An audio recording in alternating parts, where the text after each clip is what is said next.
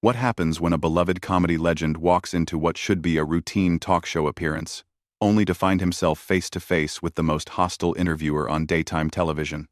What you're about to witness is the moment Joy Behar's trademark arrogance finally met its match, and the explosive confrontation that followed will leave you speechless. This is the interview that ended with Joy Behar storming off her own show, but the build-up to that moment is even more shocking than you think. Make sure to hit that subscribe button and drop a comment below because you won't believe how this unfolds. The View's studio buzzed with its usual pre-show energy as Adam Sandler settled into the guest chair, his familiar easy smile warming the room. The audience seemed genuinely excited to see the comedy icon, their applause enthusiastic and genuine. But as the cameras rolled and the red recording light flickered on, something in Joy Behar's demeanor immediately set a different tone. "So Adam," Joy began, her voice carrying that sharp edge viewers knew all too well, "I have to ask about your latest movie. I mean, really? Another juvenile comedy? At your age, don't you think it's time to grow up and make something with actual substance?" Adam's smile faltered slightly, but he maintained his composure. "Well, Joy, I make movies that make people laugh. I think in times like these, people need something to smile about. You know? Comedy has always been about bringing joy to folks who might be having a tough day." "Joy to folks," Joy repeated mockingly, emphasizing his choice of words. "That's interesting, coming from someone whose idea of humor is fart jokes and putting on funny voices. I mean, when was the last time you made a movie that actually said something meaningful about the world we live in?" The other hosts shifted uncomfortably in their seats. Whoopi tried to interject with a diplomatic comment, but Joy bulldozed right over her. "No, I'm serious," Joy continued, her voice rising slightly. "We have real problems in this country, Adam. Climate change, political division, social justice issues, and here you are making millions off the most basic, lowest common denominator entertainment. Don't you feel any responsibility to use your platform for something more important?"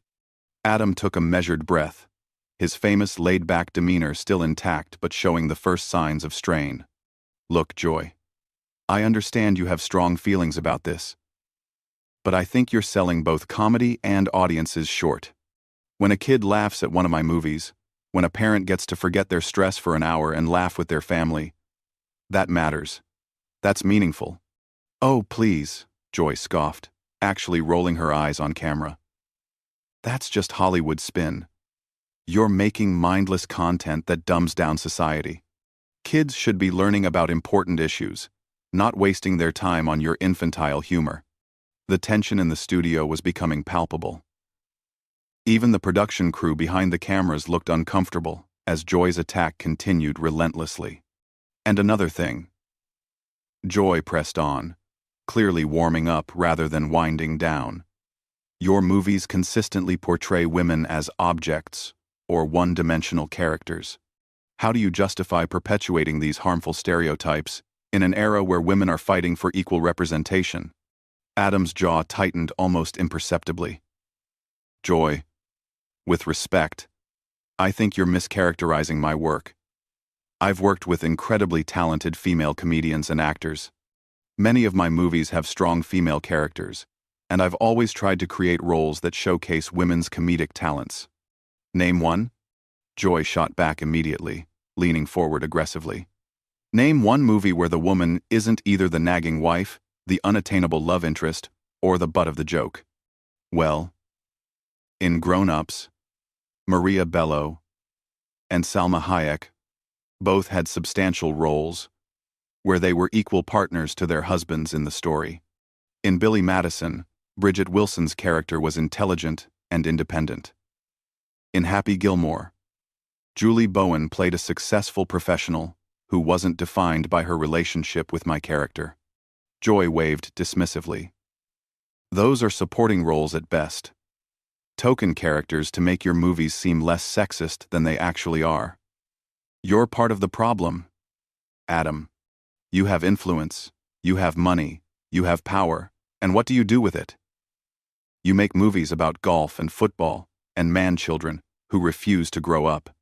The audience was beginning to murmur, some clearly uncomfortable with Joy's increasingly hostile tone. Adam glanced briefly at the other hosts, perhaps hoping for some intervention, but they seemed frozen by the intensity of Joy's attack. "I think," Adam said carefully, "that entertainment and activism can coexist without one invalidating the other. My job is to entertain people, and I take that seriously. But that doesn't mean I don't care about important issues or that I'm somehow damaging society by making people laugh." "Your job," Joy interrupted, "is whatever you choose it to be. And you've chosen to be part of a system that keeps people distracted from real problems while making yourself rich in the process. That's not entertainment, Adam. That's exploitation." The words hung in the air like a challenge, and for the first time since the interview began, Adam Sandler's famous smile completely disappeared. Something had shifted in his expression, a hardening around the eyes that suggested Joy Behar had finally pushed too far. "You know what, Joy?" Adam said quietly, his voice carrying a weight that made everyone in the studio lean in slightly. "I think we need to talk about exploitation." The studio fell silent as Adam's words registered. Joy's confident smirk wavered for just a moment, sensing that the dynamic was about to change completely. "Exploitation," Adam repeated, his voice steady but carrying an unmistakable edge. "Since you want to talk about using platforms responsibly, let's examine your track record, Joy. You sit here every day on national television, claiming to speak for women and marginalized communities. But what do you actually do, besides tear people down?" Joy's eyes narrowed. "Excuse me? I've been fighting for progressive causes longer than you've been making movies. Adam, I don't need a lecture from someone who thinks putting on a dress for cheap laughs is peak comedy." "There it is," Adam said, leaning back in his chair with a knowing look. "The condescension. The assumption that you're morally superior to everyone else in the room. You want to talk about harmful representation? Let's talk about how you've spent years representing liberal women as angry, bitter, and judgmental." The other hosts exchanged alarmed glances. This had gone far beyond a typical heated discussion into genuinely dangerous territory. "How dare you?" Joy snapped, her voice rising to a level that made the studio audience visibly uncomfortable. "I represent real women, with real concerns about the direction of this country. Not everyone has the luxury of making jokes while the world burns around them. Real women," Adam repeated thoughtfully. "Tell me, Joy, when was the last time you actually listened to what real women want? Because in my experience, most women, like most people, appreciate being able to laugh. They appreciate entertainment that doesn't lecture them or make them feel guilty for enjoying themselves. That's because they've been conditioned by a patriarchal society to accept substandard content." Joy shot back. "It's internalized misogyny, Adam. These women deserve better than the garbage you're feeding them." Adam shook his head slowly. "Do you hear yourself? You just dismissed the opinions and choices of millions of women because they don't align with your worldview. You're literally saying that women who enjoy my movies are too stupid or too brainwashed to know what's good for them. How is that empowering? I'm saying they deserve content that challenges them intellectually rather than pandering to the lowest common denominator," Joy replied, but there was a defensive note creeping into her voice. "No. You're saying you know better than they do about what they should want, what they should enjoy, what they should think. That's not feminism, Joy. That's elitism disguised as activism." The audience was completely silent now, sensing that they were witnessing something unprecedented. Joy Behar, known for her quick wit and sharp tongue, seemed to be struggling to maintain her usual dominance. "I think," Whoopi finally attempted to interject, "maybe we should move on to discussing Adam's upcoming projects and give everyone a chance to cool down." "No," Joy said sharply, turning briefly to glare at her co-host before refocusing on Adam. "I want to hear more about how the man who made Jack and Jill thinks he understands feminism better than a woman who's been in this business for decades." Adam smiled then. But it wasn't his usual warm, goofy grin. It was something sharper, more calculated. Since you brought up Jack and Jill, let's talk about that. You're right, it wasn't my best work. It was silly. It was over the top. It was exactly what you'd expect from an Adam Sandler movie. But you know what it wasn't? It wasn't mean-spirited. It didn't mock people for their appearance, their beliefs, or their backgrounds. It didn't punch down at anyone. It was 2 hours of a man in drag making offensive jokes, Joy countered. And you've spent the last 20 minutes making offensive comments about my career, my character, and my fans. The difference is, my movie was clearly labeled as comedy. Your behavior is being passed off as journalism. Joy's face was beginning to flush with anger. Don't you dare compare your Hollywood nonsense to legitimate political discourse. I'm holding you accountable for your impact on society. No. You're grandstanding, Adam replied calmly. You're using me as a prop in your ongoing performance as the moral authority of daytime television. You don't actually care about my movies or their impact. You care about demonstrating your intellectual superiority to your audience. That is absolutely ridiculous. Joy sputtered. But her usual composure was clearly cracking. Is it? Then tell me, Joy. What specific scenes in my movies do you find most problematic? Quote me some dialogue that you think is harmful. Give me concrete examples of how my work has damaged society. Joy opened her mouth to respond, then closed it, clearly caught off guard by the direct challenge. You can't, can you? Adam continued. Because you haven't actually watched my movies. You're critiquing an idea of what you think my movies are based on cultural assumptions, and maybe some clips you've seen online. You're literally judging work you haven't experienced firsthand. I don't need to watch every Adam Sandler movie to understand their cultural impact, Joy said, but her voice had lost much of its earlier venom. Actually, if you're going to publicly attack someone's work on national television, yeah, you kind of do. That's called intellectual honesty. Joy. It's the difference between legitimate criticism and character assassination. The tension had shifted dramatically. Where Joy had started the interview as the aggressive prosecutor, she now found herself on the defensive, struggling to maintain her position against Adam's increasingly pointed responses. You know what your real problem is with me? Adam asked, his voice growing quieter but somehow more intense. It's not my movies. It's that I'm successful making content that doesn't fit your narrow definition of worthwhile art. It threatens your narrative that entertainment has to be either politically correct or culturally irrelevant. Joy's hands were visibly trembling now, whether from anger or something else entirely. My problem with you is that you waste talent and opportunity, while real artists struggle to get their meaningful work seen. And there it is, Adam said with a sad shake of his head. The real Joy Behar worldview. Success without your approval is illegitimate. Joy without your permission is wasteful. You've appointed yourself the gatekeeper of what entertainment should be, and anyone who succeeds outside your parameters must be torn down. Joy's eyes flashed with something dangerous as Adam's words hit their mark. The careful veneer of television professionalism she'd maintained for decades was crumbling in real time. You think you're so clever, don't you? She said, her voice now carrying a bitter edge that made everyone in the studio uncomfortable. Coming in here with your fake, humble act, pretending to be just a regular guy who wants to make people laugh. But I see right through it. Adam, what exactly do you see, Joy? Adam asked, genuinely curious now about where she was heading. I see a privileged white male who's built a career on mediocrity and is now lecturing me about integrity. You've coasted on nepotism and industry connections, while actual talented people, women, people of color, have been shut out. And you have the audacity to sit there and act like you've earned your success through merit. The accusation hung in the air like a toxic cloud.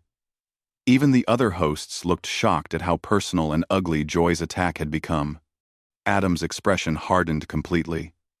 Joy, I think you need to be very careful about what you say next.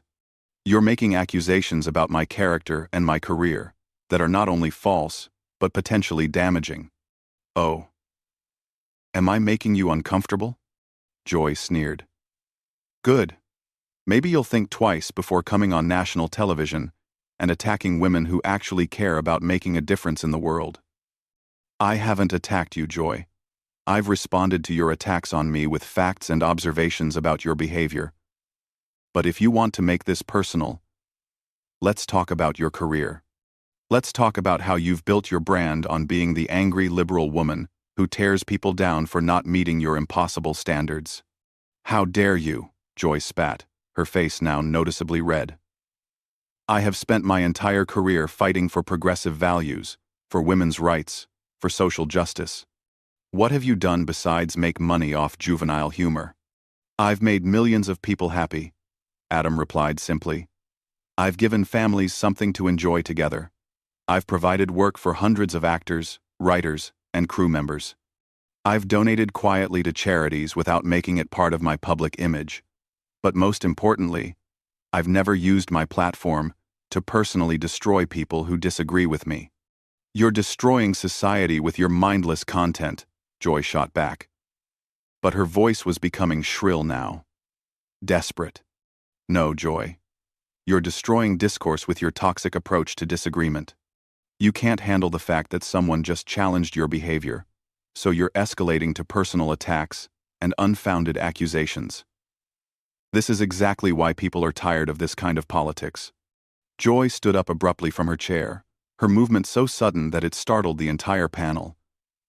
I don't have to sit here and be lectured by someone who thinks Saturday Night Live reject sketches are high art. Nobody's making you stay, Adam said quietly, but his words carried clearly through the studio's sudden silence. What did you just say to me? Joy demanded, her voice rising to a near shout. I said nobody's making you stay. You're choosing to be here, just like you're choosing to behave this way. You're choosing to attack me personally, because you can't defend your position intellectually. You arrogant piece of trash, Joy exploded, completely losing control now. Who do you think you are coming into my house and disrespecting me like this? The audience gasped audibly. Sunny Hostin covered her mouth in shock. Sarah Haynes looked like she wanted to disappear into her chair. Even Whoopi, who had seen plenty of heated moments on the show, looked stunned by Joy's complete meltdown. Your house? Adam repeated, raising an eyebrow. This is a television studio, Joy, not your personal kingdom. And respect is earned through behavior, not demanded through position. That's it, Joy screamed, her voice cracking with rage. I'm done with this. I'm done with you. I'm done with this conversation. I'm done with pretending that people like you deserve a platform. She began fumbling with her microphone, her hands shaking with anger as she tried to remove it. Joy, please, Whoopi finally managed to interject.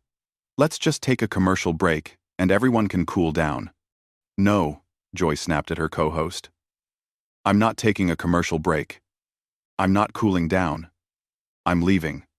I will not sit here and be insulted by this Hollywood hack who thinks he's better than everyone else. I never said I was better than anyone, Adam said calmly, watching Joy's frantic attempts to free herself from her microphone.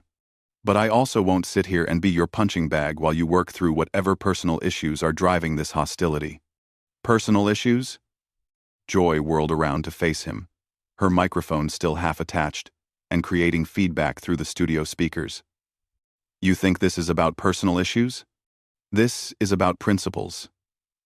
Adam, this is about caring about something more than box office, receipts, and celebrity status.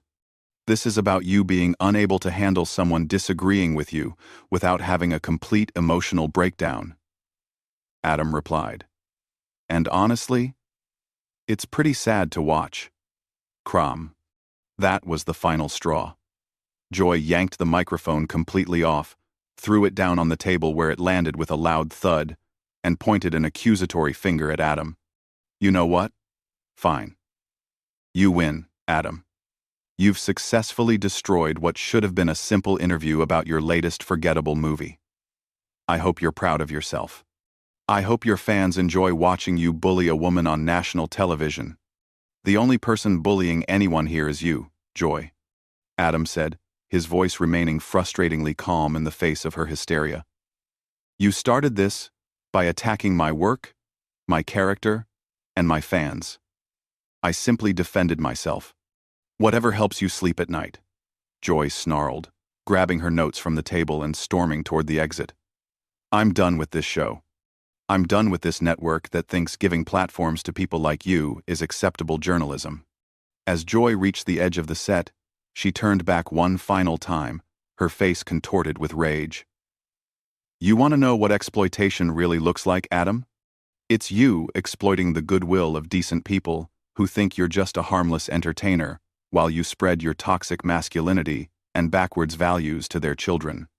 Adam shook his head sadly. "Goodbye, Joy. I hope you find whatever you're really looking for, because it clearly isn't in this studio." With that, Joy Behar stormed off the set of The View, leaving behind a stunned studio, a traumatized panel of co-hosts, and an audience that had just witnessed one of the most shocking meltdowns in daytime television history. The camera lingered on Adam Sandler, who sat quietly in his chair, looking more disappointed than victorious, as the reality of what had just happened settled over everyone in the room. The silence stretched on for what felt like an eternity, broken only by the sound of Joy's heels clicking angrily down the hallway as she made her exit from not just the interview, but apparently from the show entirely. That's the story of how Adam Sandler's quiet dignity and measured responses completely dismantled Joy Behar's carefully constructed television persona, exposing the toxic behavior that had been hiding behind years of political rhetoric and moral grandstanding. What did you think of Adam's handling of this situation? Was he right to stand his ground, or should he have taken a different approach? Let me know in the comments below, and make sure to subscribe for more shocking behind-the-scenes stories from the world of entertainment.